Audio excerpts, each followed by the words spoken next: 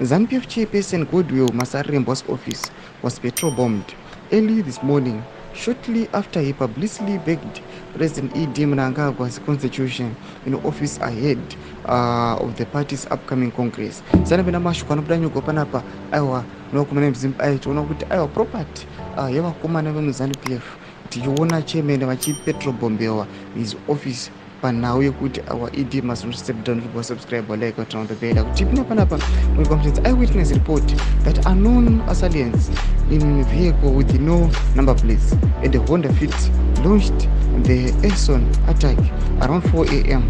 The attackers, armed with makeshift petrol bombs, targeted the office barricades under construction and set a security guard on fire before throwing a petrol bomb into the office, severely damaging the property. Masarembo was speaking to the state-run Herald newspaper confirmed the attack. The report I received is that two vehicles with no number plates in the Honda Fit arrived around 4 a.m. carrying petrol and makeshift bombs. They beat the security guard, doused him in petrol and set him alight. They threw a petrol bomb into the office, which luckily only hit the bookshelf.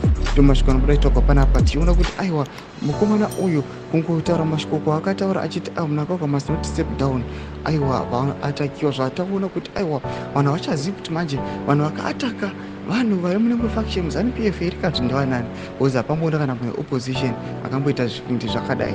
Panapa chitiko chinoshamisa, vanhu vanotorwadziwa nokuda kwesecurity guard akanga akagadha ipapo aiwa anouya achirohwa obva apisirwa ipapapo ndokuti he was the one akanga aona the situation akaitika kuti kune vangu vakazviona vari kuva vachipa mareports akadai. Tudze mafunguro enyu moti kudiwa pamusoro pechitiko ichi. Pinda comment section medu, subscribe or like and turn on the bell icon.